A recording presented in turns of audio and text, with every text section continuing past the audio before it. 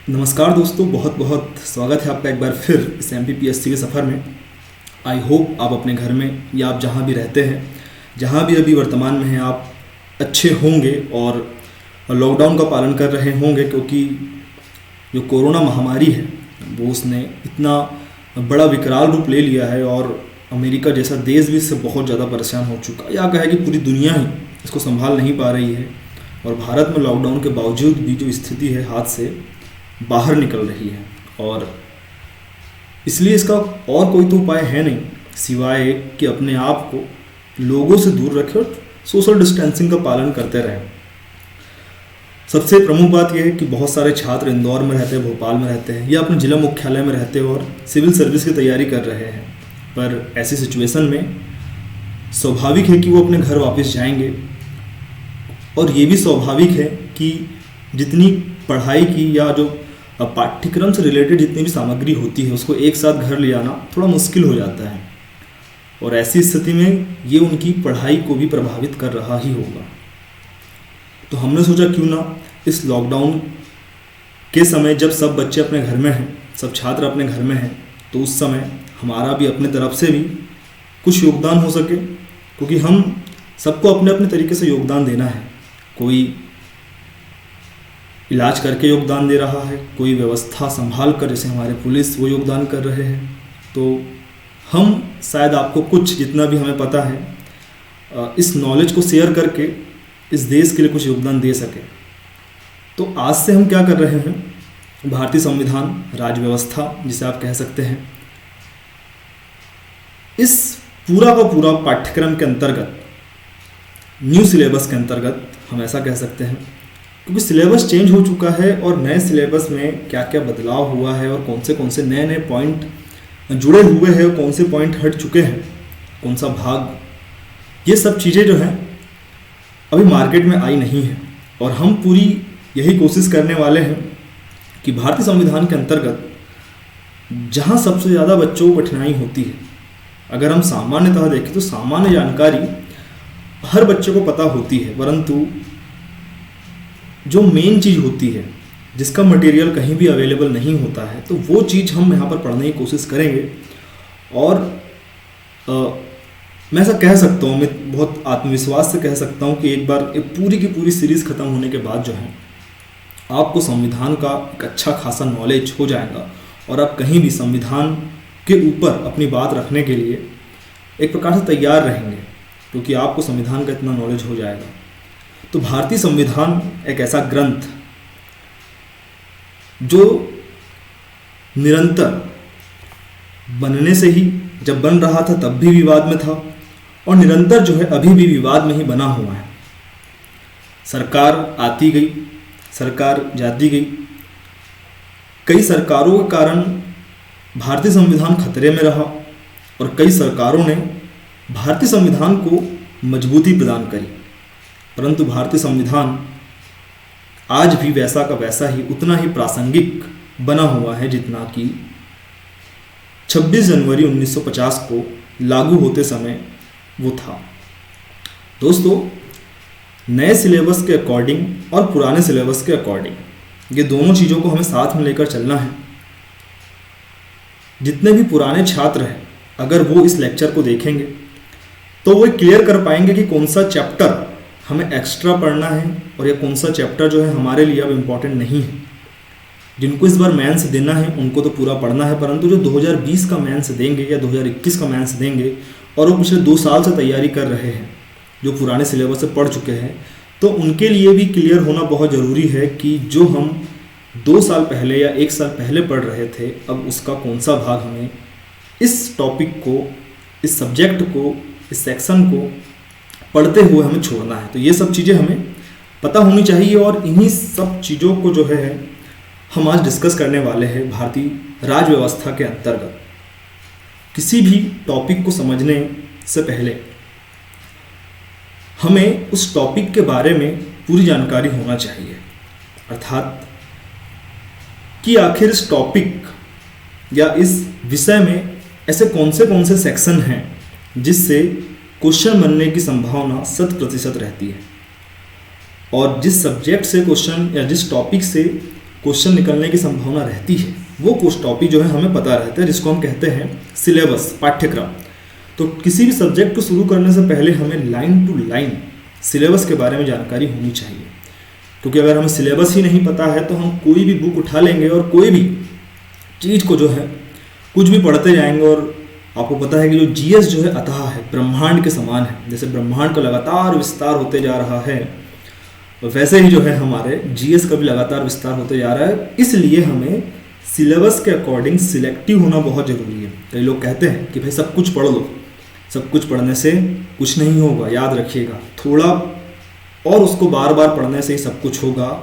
और वो थोड़ा जिसे हम कह रहे हैं, जो कुछ हम जिसे कह रहे हैं, उसकी इम्पोर्टेंस हमें तब समझ में आएगी जब हम संविधान के अंतर्गत हमारे आयोग ने जो सिलेबस दिया हुआ है उसको हम अच्छे से समझेंगे कि आखिर इस सिलेबस में कौन से टॉपिक दिए हुए हैं जो मेंस के लिए इम्पोर्टेंट है, और इस सिलेबस में कौन से टॉपिक है जो सिर्फ प्री के लिए इम्पोर्टेंट है, और ऐसे कौन से भाग है जो दोनों के लिए बराबर महत्वपूर्ण है। और इसलिए सिलेबस को पढ़ना सबसे ज़्यादा महत्वपूर्ण है। अगर आप मेरी राय ले तो मेरा मानना यह है कि आपको पूरा का पूरा सिलेबस एक एक बिंदु पाठ्यक्रम के अंतर्गत आपको याद होनी चाहिए। जब आप न्यूज़पेपर पढ़ रहे हैं, जब आप कोई मैगजीन पढ़ रहे हैं, जब कोई आप आर्टिकल पढ़ रहे हैं, वो आर्टिकल आपके लिए महत्वपूर्ण है या नहीं है, वो न्यूज़पेपर में या जो मैगजीन में जो खबर आई है वो आपके लिए इम्पोर्टेंट है या नहीं है, ये पता होना सबसे बड़ा चैलेंज है। और यहीं पर जो है हम सब भटकते हैं। तो भटकाव से बचने के लिए जो हम पढ़ रहे हैं वो हमारे लिए इम्पोर्टेंट है या नहीं, इसको जानने के लिए, और सबसे बड़ी बात जो हमारे लिए इम्पोर्टेंट है वही पढ़ना, ये क्लियर करने के लिए हमें सिलेबस का पूरी की पूरी हमें जानकारी होनी चाहिए। तो दोस्तों आज जो है हम इस प्रथम लेक्चर में सबसे पहले हम सिलेबस ही डिस्कस करेंगे, और समय बचा तो हम सब्जेक्ट को भी समय बचा तो हम शुरुआत कर देंगे, थोड़ी शुरुआत कर देंगे कि हम कहाँ से जाने वाले, कहाँ पर पहुँचने वाले हैं, है ना। तो सबसे पहले जो है हम सिलेबस पर चलते हैं बड़े ही अच्छे से। यहाँ पर हमें प्री और मेंस दोनों को लेकर चलना है। अगर आपकी इच्छा हो तो आप लिख सकते हैं, परंतु सिलेबस की पीडीएफ आपको टेलीग्राम चैनल पर मिल जाएंगी, है ना, क्योंकि टेलीग्राम चैनल बना हुआ है, उसकी लिंक है डिस्क्रिप्शन बॉक्स में दी हुई है। तो दोस्तों सबसे महत्वपूर्ण बात जिससे हम डिस्कस करने वाले हैं पाठ्यक्रम, है ना। अब एक मिनट,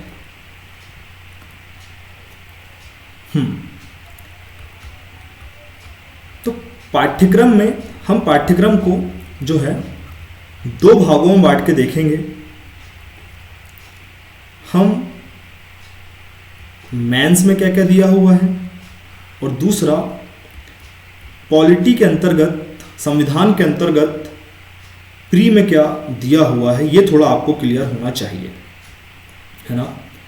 आपको ये भी क्लियर होना चाहिए ये एक साथ पढ़ाने के पीछे कि प्री और मेंस का सिलेबस हम एक साथ डिस्कस कर रहे हैं, इसके पीछे का कारण भी आपके लिए जानना आवश्यक है, क्योंकि प्री का जो कि संविधान से संबंधित पाठ्यक्रम है उसका लगभग 85 से लेकर 90% जो भाग है वो हम पूरा का पूरा मेंस में ही कवर कर लेंगे। मतलब हम ये कहना चाह रहे हैं कि अगर आप मेंस का पढ़ रहे हैं तो प्री का 85 से 90% जो मामला है अपने आप ही निपट जाएगा। इसके लिए आपको कुछ अलग से और ज़्यादा पढ़ने की आवश्यकता नहीं होगी। हम अगर पाठ्यक्रम में देखें तो जो हमारा पॉलिटी है या जिसको आप संविधान कह रहे हैं, क्योंकि पॉलिटी और संविधान में अंतर है, यहाँ आपको ध्यान रखना है। और इसमें क्या अंतर है, बेसिक सा अंतर अभी आपको बता देते हैं, क्योंकि बाद में हम इसको बहुत ज़्यादा डिटेल में डिस्कस करेंगे। देखो पॉलिटी एक प्रकार से कहे तो एक बहुत बड़ी अवधारणा है, सिर्फ इससे समझ सकते हैं हम, बड़ी अवधारणा। पॉलिटी के अंदर क्या क्या आ जाएगा, कॉन्स्टिट्यूशन आ जाएगा, इसके अंदर ही एक्ट आ जाएंगे, इसके अंदर ही रेगुलेशंस आ जाएंगे। मतलब ये कहे कि कॉन्स्टिट्यूशंस और साथ में पॉलिटी के बीच में हम तुलना करें, कोई पूछ रहा है कि क्या अंतर है इनमें, तो आपको ये बताना है कि संविधान जो है पॉलिटी का ही हिस्सा है, परंतु पॉलिटी सिर्फ संविधान नहीं है। पॉलिटी के अंतर्गत नियम, कानून, एक्ट पार्लियामेंट के द्वारा जो एक्ट लाए जा रहे हैं, ये सब कुछ जो है पॉलिटी का एक हिस्सा है। और साथ में जितनी भी विभिन्न कार्यवाही होती है, कैसे इसको हम धरातल पर सब कुछ संविधान को हम लागू कर पा रहे हैं, ये सब भी जो है पॉलिटी का एक बहुत बड़ा हिस्सा है ना। अब पाठ्यक्रम में अगर हम प्री की बात करें तो सबसे पहले जो हमारा सिलेबस है, इसकी यूनिट 6 और यूनिट 10 आपको ध्यान रखना है। यूनिट 6 और यूनिट 10 में आपको जो है संविधान से संबंधित पाठ्यक्रम आपको प्री में नज़र आएगा और इसको हम विस्तार से देखेंगे।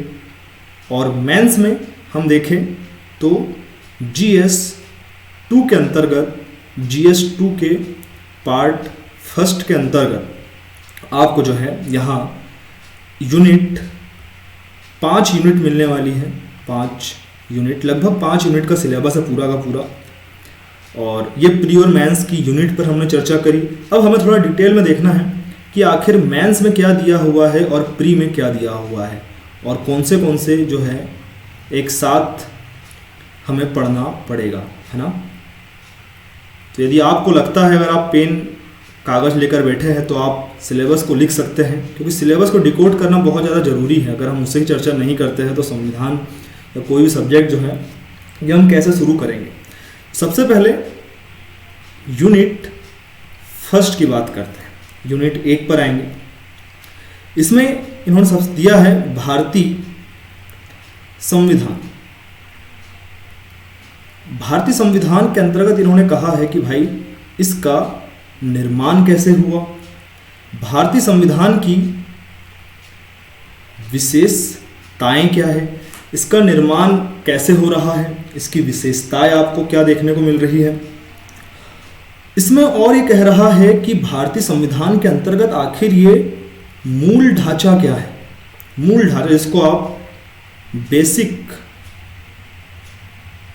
स्ट्रक्चर भी कह रहे हैं, भारतीय संविधान के अंतर्गत ये बेसिक स्ट्रक्चर क्या है।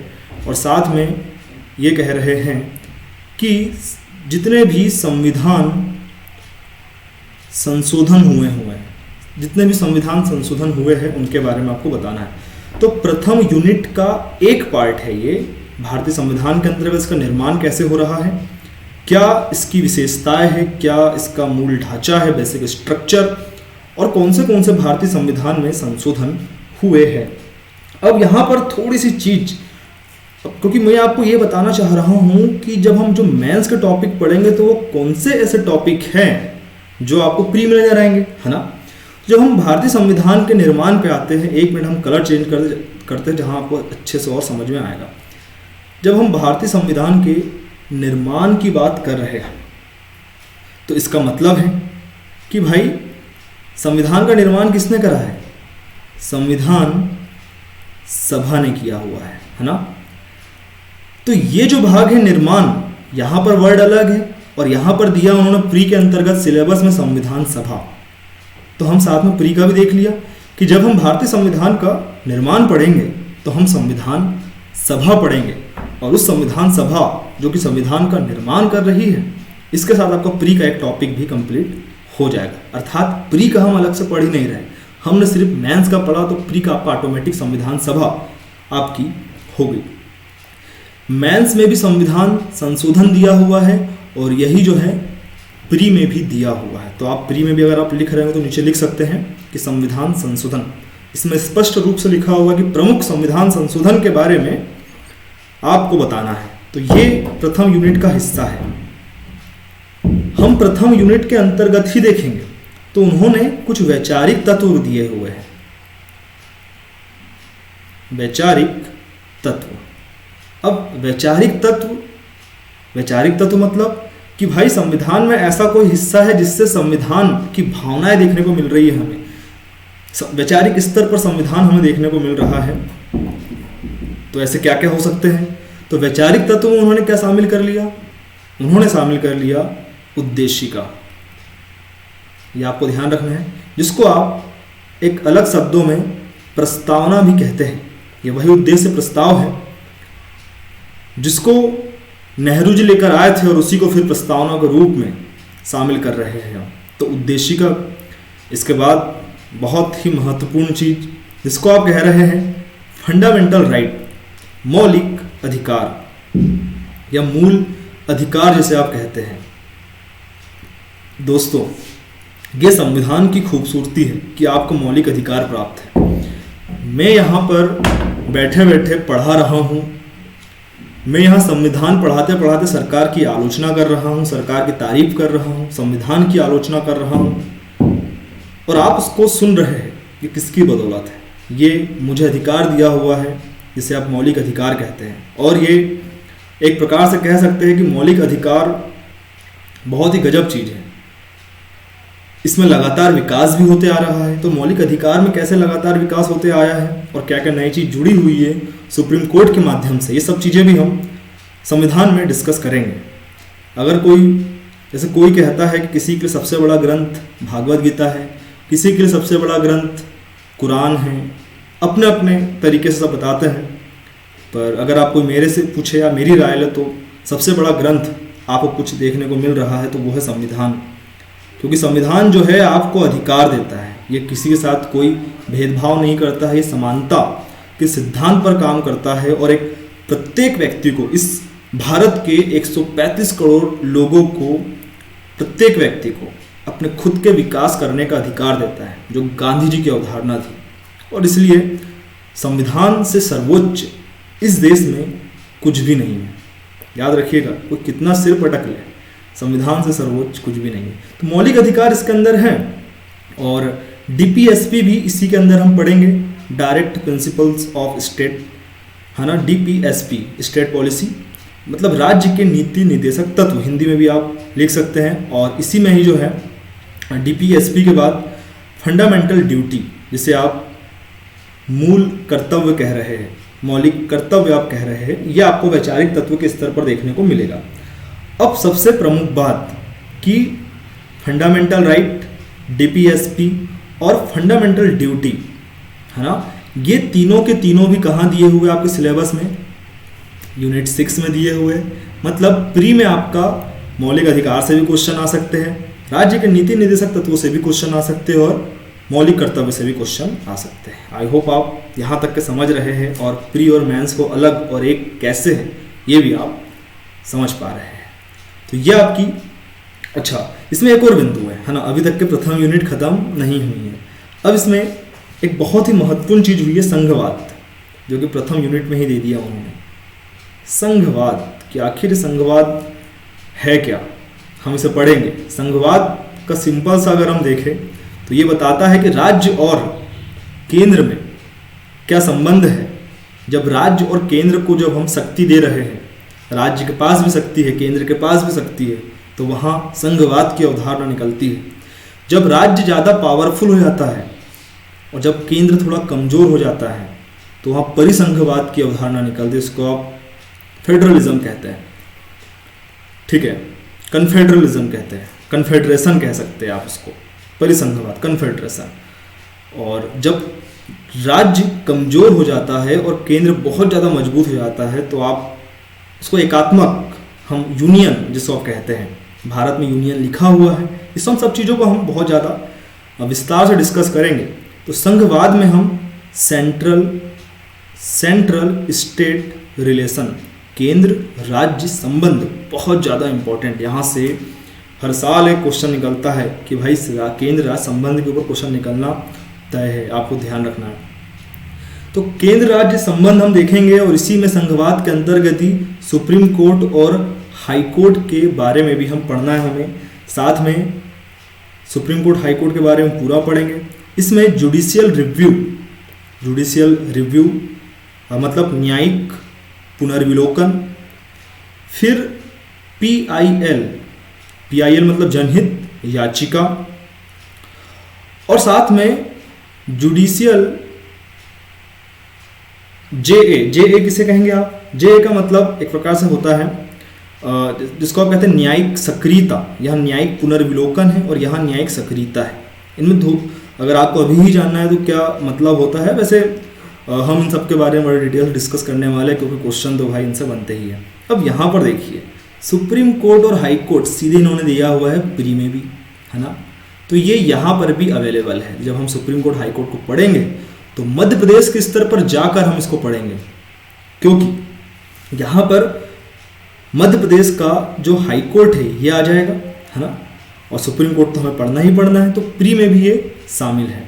अब हम आगे बढ़े तो अब आता है इकाई सेकंड पर या यूनिट 2 पर आते हैं कि आखिर यूनिट 2 में क्या हुआ है, क्या दिया हुआ है। पहले यूनिट आई होप आपको क्लियर हुई होंगे, पहले यूनिट में क्या मेंस का और क्या प्री का है। इसके बाद हम आगे बढ़े तो इसमें आता है इलेक्शन कमीशन, सीधे दिया हुआ है इलेक्शन कमीशन इन्होंने दिया हुआ है। साथ में इन्होंने इलेक्शन कमीशन के साथ ही हम देखें इसमें तो CAG और इसमें UPSC और साथ में MP PSC भी इन्होंने दे के रखा। तो UPSC MP PSC और इकाई 2 में ही इन्होंने नीति आयोग को भी इसमें शामिल करके रखा हुआ है। अब यहाँ पर ध्यान रखना, देखिए जब हम यूनिट 10 पर आते हैं प्री की, यूनिट 10 में क्या विभिन्न आयोग है, संवैधानिक गैर संवैधानिक सब आयोग है। तो दोस्तों ये पूरे के पूरे आयोग जब हम इकाई 2 में मेंस में पढ़ेंगे तो ये आपका पूरा का पूरा 10 यूनिट नंबर 10 का ये कवर हो जाएगा। ये पूरे जो कमीशन दिए हुए हैं, election commission, CAG, UPSC, MP PSC, NITI Aayog, सबका सब इधर भी दिया हुआ है। आप समझ रहे हैं कि जब हम यहाँ पढ़ेंगे तो हम आपका, तो आप इधर लिख सकते हैं कि ये भी प्री के अंदर दिया हुआ है, ठीक है जी। इसके बाद एक बहुत ही महत्वपूर्ण टॉपिक जहाँ से क्वेश्चन हर साल बहुत ज़्यादा बनते हैं, भारतीय राजनीति के बारे में इन्होंने बताया है। और इसमें इन्होंने कैसे बांटा हुआ है कि भाई भारतीय राजनीति में धर्म का क्या योगदान है, नस्ल का क्या योगदान है, जाति कैसे भारतीय राजनीति को प्रभावित करती है ना, वर्ग कैसे भारतीय राजनीति को प्रभावित करता है। आप देख ही रहे हैं धर्म का आज भारत में अगर वर्तमान बात करें हम तो इसे एक्सेप्ट करने में, स्वीकार करने में कोई परेशानी नहीं होनी चाहिए कि एक धर्म का एक बहुत बड़ा एंगल भारतीय राजनीति में आपको देखने को मिल रहा है। और कैसे फिर एक भाषाई कि भाई जब आप दक्षिण भारत में जाते हैं तो वहाँ की राजनीति में एक बहुत बड़ा एंगल आपको नज़र आता है भाषा। आप ग्रामीण स्तर पर जाते हैं तो आपको एक बहुत बड़ा एंगल नज़र आता है जाति, नस्ल, धर्म, ये सब चीज़ें। आप महाराष्ट्र जाओगे सोचते हैं कि भाई जो मुख्यमंत्री के लिए खड़ा हो रहा है वो हमारा मराठा होना चाहिए, मतलब नस्ल की बात कर रहे हैं। कोई विधानसभा, कोई सांसद पार्लियामेंट चुनाव में वो धर्म को देखकर वोट डाल रहे हैं। तो ये कैसे भारतीय राजनीति को प्रभावित कर रहा है कि हमें विस्तृत हमें चर्चा करना है बड़ा अच्छे से ही। भारतीय राजनीति के अंदर ही इन्होंने एक दो चीज़ और शामिल करी है कि भारतीय राजनीति में राजनीतिक दल, यहाँ से भी क्वेश्चन हर साल पूछ रहा है, ठीक है जी। तो राजनीतिक दल के ऊपर पूछता है, कई बार राजनीतिक विचारधारा के ऊपर पूछता है। पिछले सालों में क्वेश्चन पूछा गया है इन्होंने कि भाई बताइए आपके जो भी मनपसंद जो भी राष्ट्रीय स्तर का जो दल है उनकी विचारधाराओं के बारे में आपको बताना था। तो ये क्वेश्चन आ चुका है, ठीक है जी। और इसी में इन्होंने शामिल करा है मतदान एवं व्यवहार। मतदान एवं व्यवहार इसके अंतर्गत इन्होंने शामिल करके रखा हुआ है। अभी भी इकाई 2 समाप्त नहीं हुई है, थोड़ा सा हम इसमें और देखेंगे। तो यूनिट 2 के अंतर्गत ही इन्होंने क्या शामिल करके रखा है, सिविल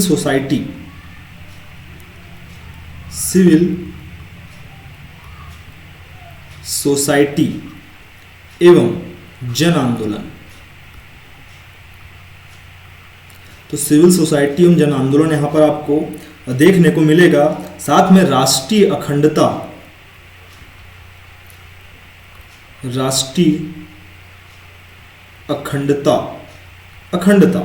एवं सुरक्षा से जुड़े मुद्दे, राष्ट्रीय अखंडता और सुरक्षा से जुड़े मुद्दे। अब इसमें क्या हो सकता है, दिमाग लगाइए अपना। इसमें आतंकवाद भी हो सकता है, इसमें नक्सलवाद भी हो सकता है ना। नक्सलवाद, आतंकवादी, सब कुछ राष्ट्रीय सुरक्षा से जुड़े मुद्दे ही है। तो ये आपका यूनिट 2 था। अब हम यूनिट 3 पर चलते हैं कि आखिर यूनिट 3 में क्या है दोस्तों। आई होप आपको यहाँ तक के क्लियर होते आ रहा होगा। जहाँ भी थोड़ा कन्फ्यूजन होता है आप कमेंट्स बॉक्स में ज़रूर लिखिएगा और पेशेंस से इस वीडियो को आखिर तक के भी ज़रूर देखिएगा, है ना।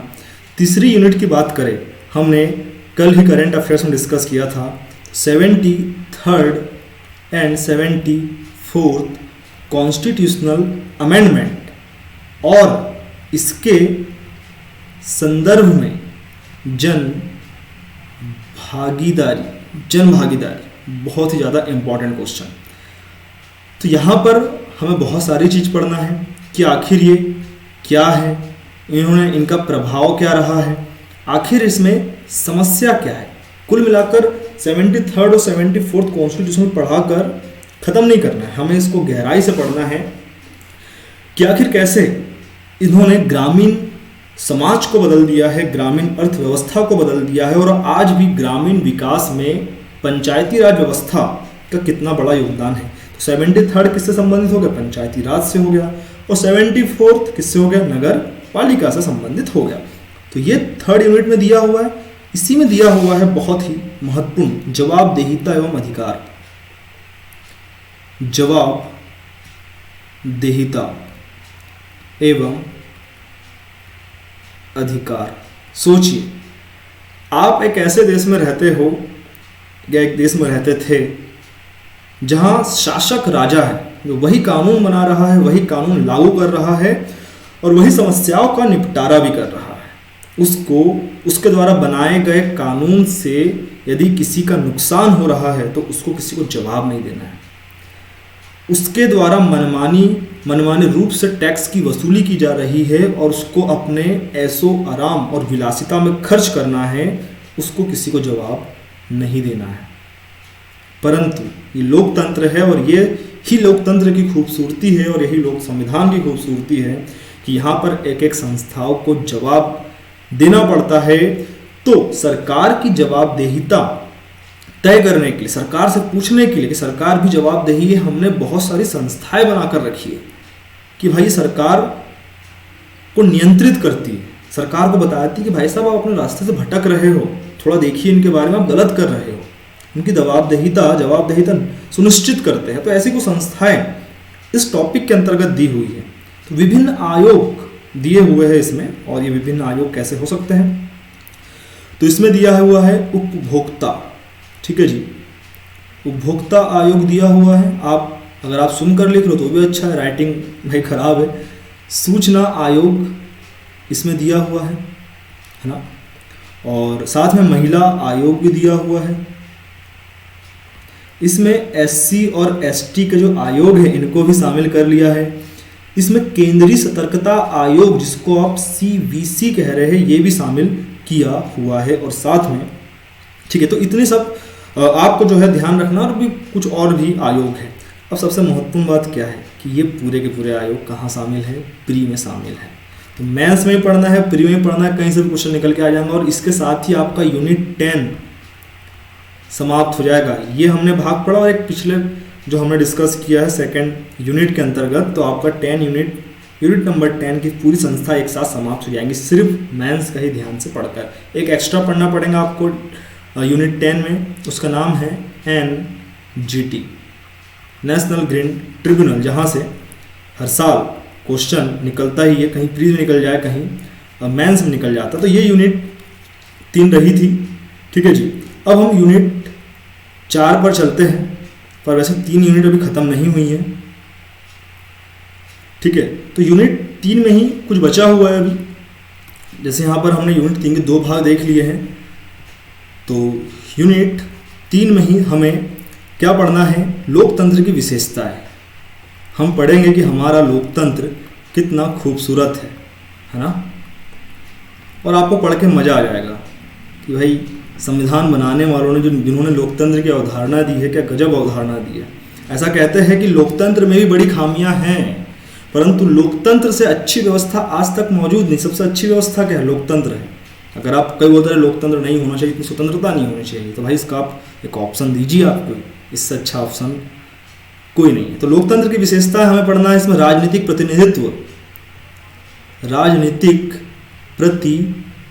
राजनीतिक प्रतिनिधित्व से ही स्पष्ट हो रहा है कि समाज के विभिन्न वर्गों का इस लोकतंत्र में कितना भागीदारी है।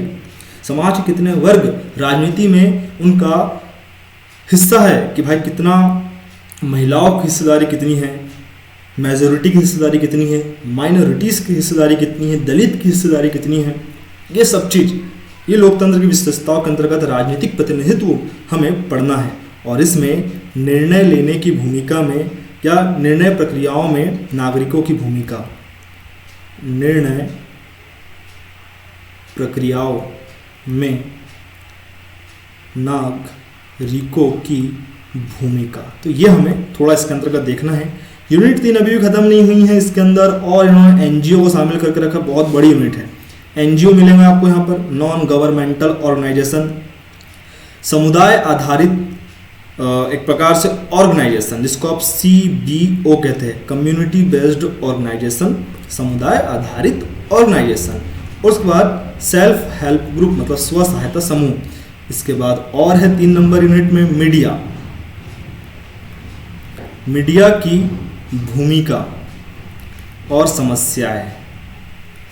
मुझे पूरा लग रहा है कि 2019 का मेंस देगा जो ऐसे लिख रहा है उसमें मीडिया के ऊपर ऐसे जरूर आएगा, क्वेश्चन जरूर आएगा, क्योंकि जितनी ज़्यादा प्रभावित अभी मीडिया है, जितनी दबी हुई है, एक प्रकार जो मीडिया जो है अपनी भूमिका नहीं निभा रही है, अलग अलग पक्ष हो चुके हैं मीडिया का, कोई अलग अलग विचारधाराओं की मीडिया हो चुकी है। तो ऐसे में क्वेश्चन बनना स्वाभाविक है कि भाई लोकतंत्र में, एक स्वच्छ लोकतंत्र में, एक खूबसूरत लोकतंत्र में मीडिया कितनी बड़ी भूमिका निभा रहा है ना। तो इसमें प्रिंट मीडिया भी है और साथ में सोशल मीडिया भी है और साथ में इलेक्ट्रॉनिक मीडिया भी है। तो प्रिंट, इलेक्ट्रॉनिक और सोशल मीडिया तीनों के तीनों इसके अंतर्गत शामिल करके रखे हुए हैं। तो आपको ये सब कुछ ध्यान रखना है। यूनिट 4 पर आएंगे अब हम। ये 3 यूनिट थी, यूनिट 4। यूनिट 4, अच्छा यूनिट 3 का पूरा संबंध मेंस से ही है ना। इसका कहीं से कहीं तक संबंध जो है आपको प्री से नज़र नहीं आएगा, परंतु हाँ इसके पहले हम देख चुके हैं यूनिट 3 में ये सब कुछ प्री में है, ठीक है, थोड़ा गलत कह दिया हमने। तो यूनिट 4 पर आते हैं भारतीय राजनीतिक विचारक, ये नया जुड़ा हुआ है, भारतीय राजनीतिक विचारक। ये यूनिट पहले नहीं थी, ये आपको ध्यान रखना है। अगर जो पहले से पढ़ते आ रहा है उनको ये नया पढ़ना पड़ेगा, परंतु पूरा नया नहीं है। अगर आप ध्यान से देखेंगे अब कुछ राजनीतिक इसमें दिए हुए हैं, है ना। तो इसमें दिए हुए हैं नेहरू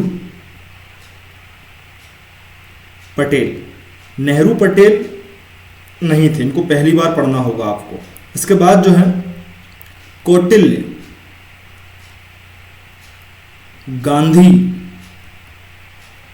तो कौटिल्य हो गए, गांधी हो गए, लोहिया, लोहिया के बाद हो गए अंबेडकर, ठीक है जी, अंबेडकर। और इसमें ही आपको दीन दयाल उपाध्याय मिलेंगे, ठीक है, दीन दयाल उपाध्याय और जेपी नारायण, ठीक है, जेपी नारायण। याद रखिएगा इस यूनिट को आप इतने अच्छे तरीके से, बेहतरीन तरीके से करिएगा कि कोई भी आपको यहाँ से दो तीन क्वेश्चन तो निकल कर आएंगे और एक प्रकार से बहुत ज़्यादा आपके लिए फायदेमंद है ये यूनिट, है ना। अब इसमें आपको सबसे अच्छी बात क्या हो गई, कम पढ़ना पड़ेगा। क्यों? क्योंकि जिसने पहले से पढ़कर रखा है कौटिल्य, गांधी, अंबेडकर, दीनदयाल उपाध्याय, लोहिया पहले ही एथिक्स में थे। इनको एथिक्स निकालकर पेपर नंबर 2 में यूनिट 4 में रख दिया, मतलब इनको आपको अलग से पढ़ने की जरूरत पड़ेगी ही नहीं। आपको पड़ेगी नेहरू पटेल और जेपी नारायण को पढ़ने की जरूरत। बस देख रहे हैं कि बहुत कम इसमें पढ़ना है कि नई यूनिट जोड़ दी, ज़्यादा नंबर आपको मिल जाएंगे। तो ये इतनी ही चौथी यूनिट थी और ये प्री में भी पूरा फायदे करेंगे, इनसे संबंधित कहीं क्वेश्चन आपको मिल जाए। और अब है यूनिट 5।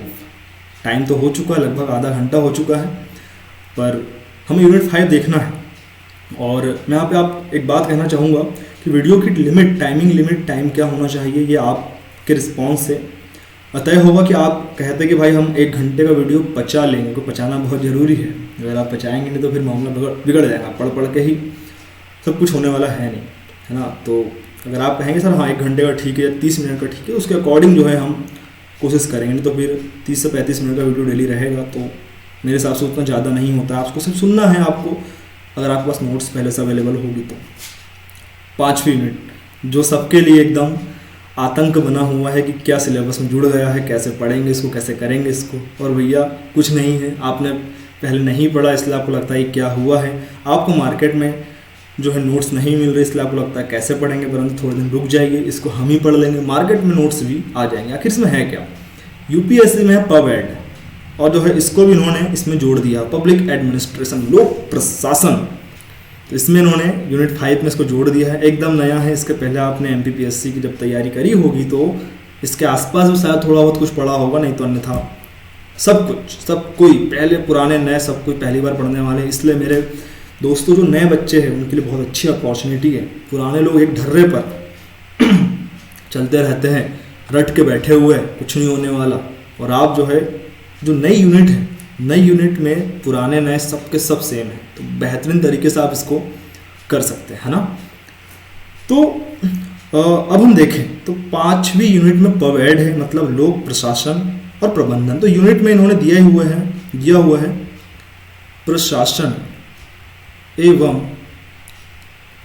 प्रबंधन। अब प्रशासन प्रबंधन में इन्होंने दिया हुआ है कि भाई इसका अर्थ क्या होता है, इसकी प्रकृति क्या है, इसका महत्व क्या हुआ है।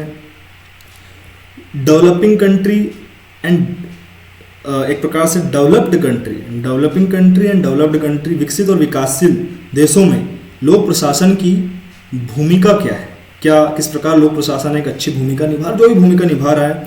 लोक प्रशासन का विकास कैसे हुआ है इसके बारे में थोड़ा पूछा इन्होंने, और साथ में लोक प्रशासन के सिद्धांत विभिन्न, ये हम पढ़ेंगे। और मेरे हिसाब से यूनिट बहुत लंबी और लेंदी जानने वाली है।